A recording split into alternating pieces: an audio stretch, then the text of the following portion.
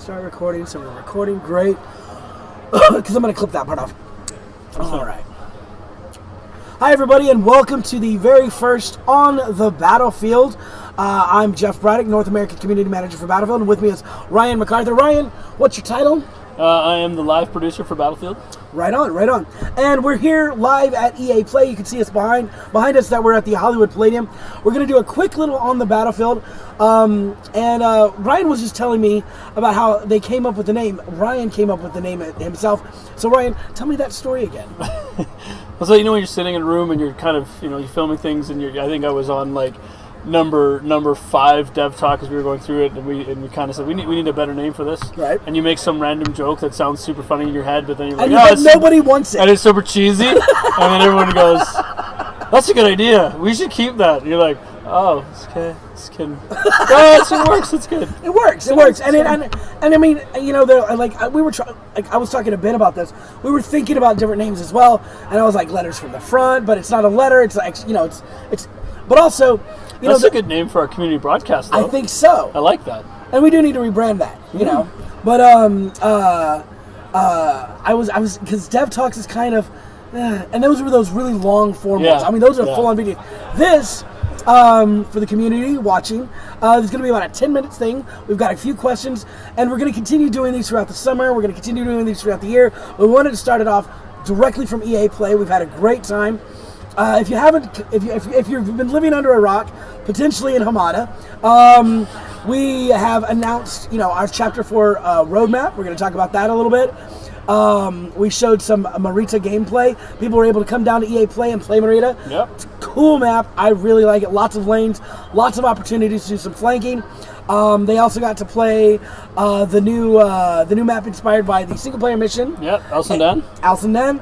And then, of course, you're not going to see it yet, but our Game Changers got to do an early preview of Operation Underground, which was inspired by those close quarters, those tight maps, like from days of yore in Battlefield. Yeah. And I don't want to call it out as people have on Reddit, but we know what Operation it's kind of inspired from. Yeah, I mean, I think the big key for this is a reimagining of Operation Metro, in that the purpose of this is to take that essence and that core gameplay experience that our players had back from those days and sort of leverage that into a new experience as part of Battlefield 5. So it is not a remake, it is not a copy, it is a reimagining, it is a new way to sort of experience that similar type of flavor. And I think the guys here really liked it. I know the dev team, and when we've played it back in the studio, it's been super fun to play. And it's actually of the roadmap, it is the one that I'm most excited about. That was actually my first question.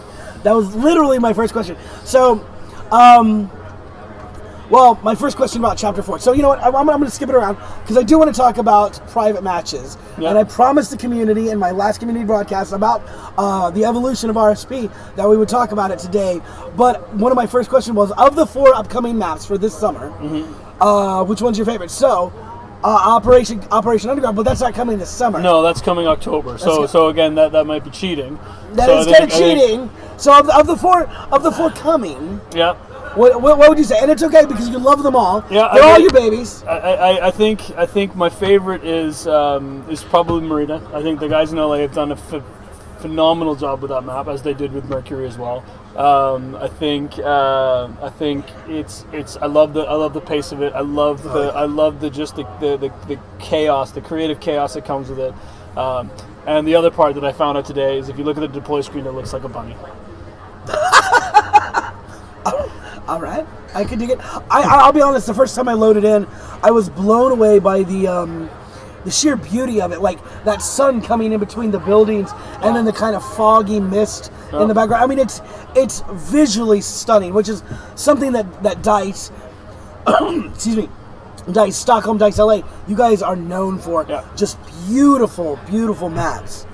And I think the interesting thing, I think the LA guys have embraced this as well, is that, and you'll see that with all the new maps coming, is that each one of them visually is distinct. So you've got Panzerstorm was very distinct. You've got things like Arras and that yellow, those sort of yellow fields. Marita, even in the Battle of Greece between Marita and Mercury, they're both beautifully stunning, but very different visually, but also very different gameplay-wise as well, which I think is really cool. And that's with everything we want to build going forward, is that make them feel like a different experience, not just because it's a new map, and new maps are great, but I think the most important thing with any new map that we introduce is the new gameplay experiences that it's going to create for the players. Right on. So a question, I had a question, and I wrote it, and I rewrote it, and I wrote it again, and it's a question the community's come up with, and then I just wanted to ask, I'm going to be blunt. I would expect nothing less, Jeffrey. Why does it take so long to make a map?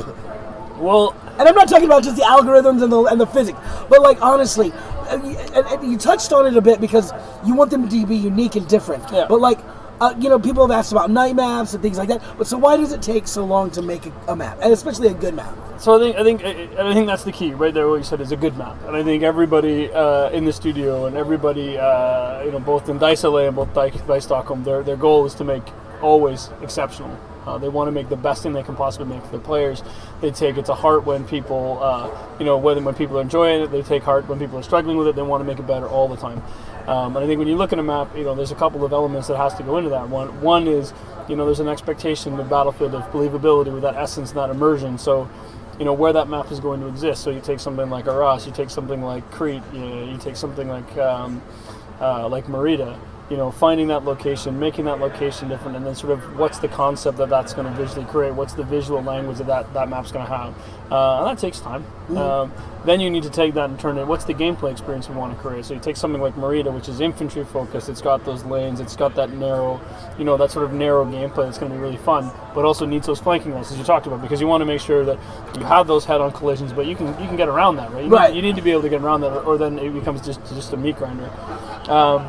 So that takes time and care in order, and then you've got to, we play test it, and so please do start transferring your footage. As soon as we're happy that you've transferred your footage, we are going to keep playing.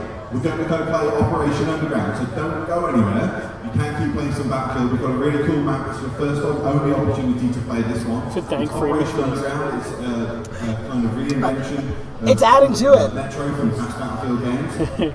So this is Adam Freeman. He's letting the game changers know they're going to play Operation Underground right now. Then we'll reboot these PCs, and as soon as that countdown clock is finished, we'll have the opportunity to jump on and play Symmetry. Thank you, Adam. The Dev Talk says thank you as well. And we're leaving it in. This is live from EA Play. All right. So back to the important people. Right. Gosh. Some people, all right. No respect. So that's really, and that's the kind of answer, that's the kind of information the community wants to know.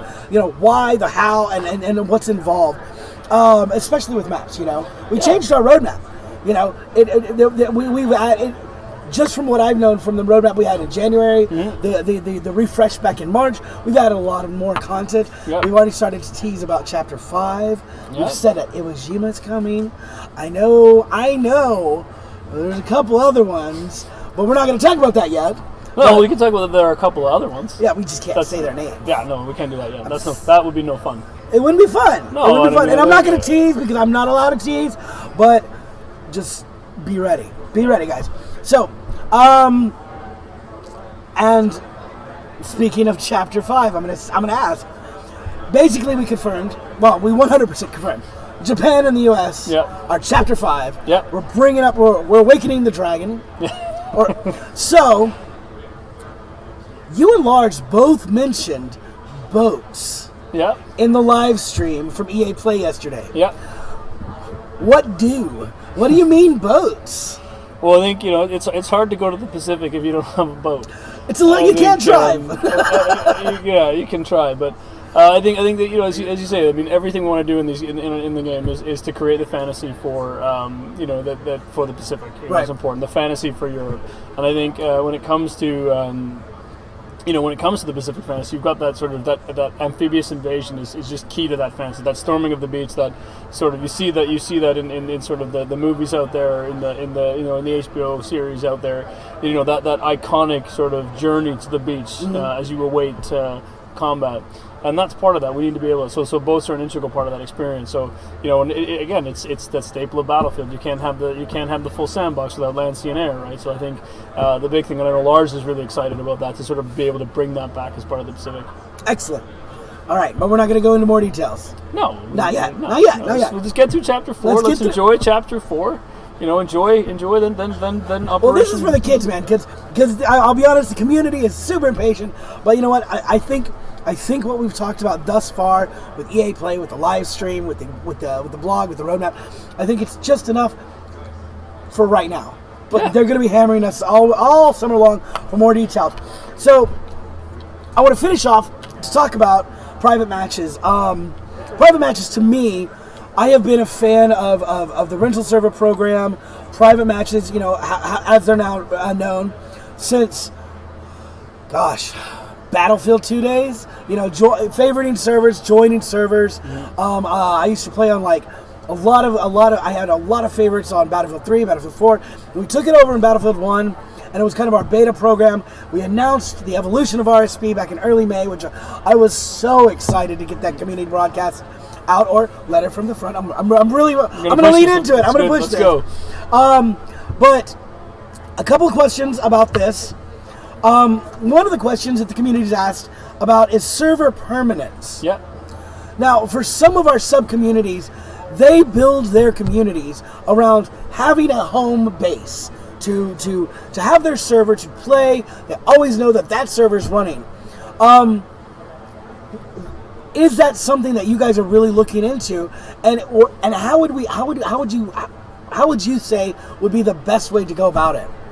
I think for anything, I think one of the big things with private matches that we talked about, I think both the team, the guys working on this, really believe in this concept of an actual community development initiative. I mean, this is a feature for the community, right? Mm-hmm. So I think what our goal here is to get the basics up and running, to get those base functionality that we must have there, and then after that, it's working with the community to kind of figure out what those next features are, right? And I think if things like server permanence, sort of push up the queue in terms of these are things that those communities need in order to drive their sub communities, then that's definitely something we look at. All right. I've actually seen, and I'm going to say it, we were talking about it a little bit before we started. I've seen some posts from some of the larger communities say, dude, if you guys have a premium tier where we have to pay, I'm willing to pay. So, we'll talk more about that as we get closer, because, we're launching private matches after the summer. And throughout the summer, guys, I want you to make sure that you continue giving us feedback, continue adding to those threads on Reddit, on forums. Hit me up on Twitter. Hit Adam Part Welsh on Twitter, Canada Rye on Twitter, and Reddit, Yakub, Ajmal. Hit us up. Give us your suggestion. Give us your constructive feedback on what you'd like to see. You never know what's going to make the list, and maybe it won't make the list for the first iteration or the second, but we really are continuing to develop this with you guys. It's a community tool, and we need you, the community, to tell us what you want, what you need, and let's work together on this. A couple more questions. This is really cool because it was a pain point with our Battlefield 1 players managing the server without having to be in the server. So the web portal that was mentioned in the community broadcast. Is that currently being developed that it will launch with private matches? That's going to be a day one launch thing, or is it going to be something that they're going to iterate on and they're going to try to get out as soon as possible once it launches?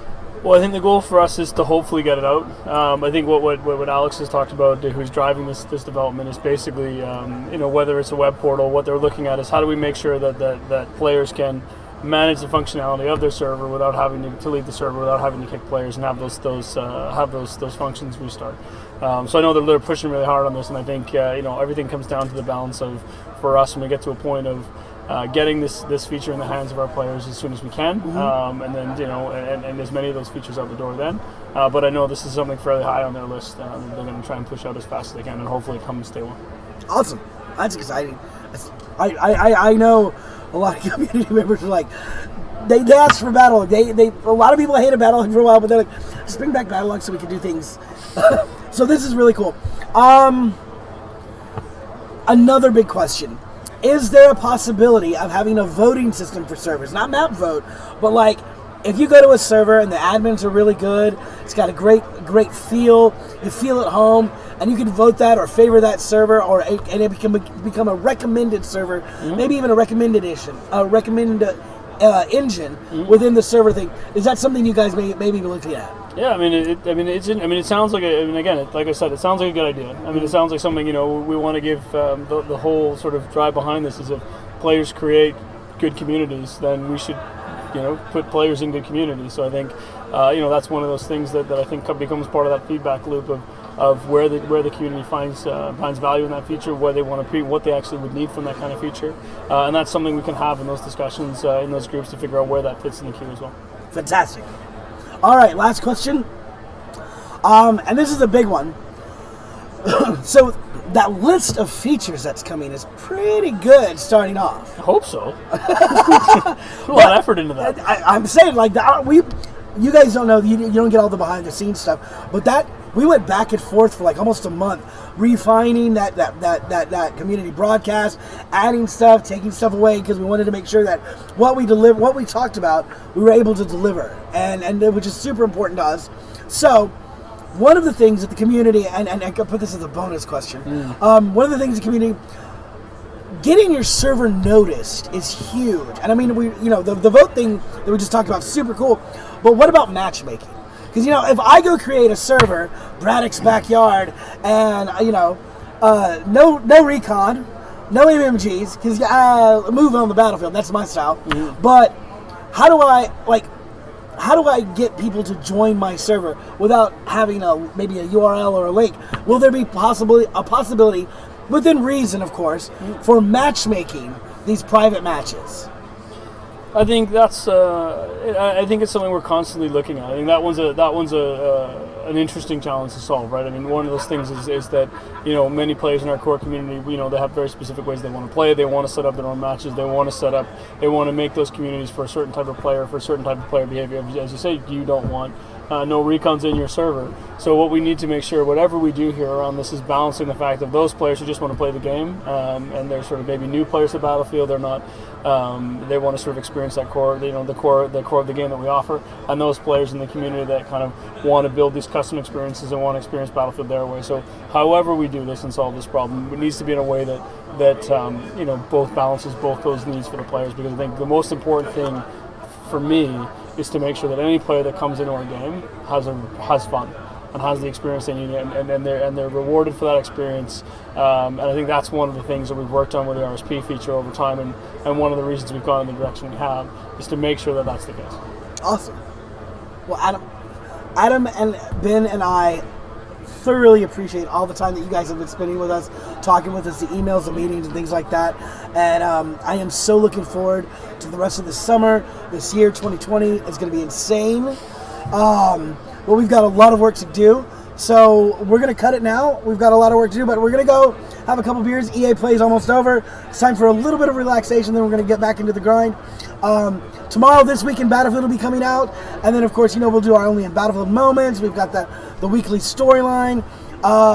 So join us on the forums, Reddit, join us on Twitter, and no matter what, have a great day, and we'll see you on the Battlefield. Go home, play some Battlefield. Yes, yeah. Gonna go. You know what? I'm actually out for a couple days. I'm gonna go home and just do that.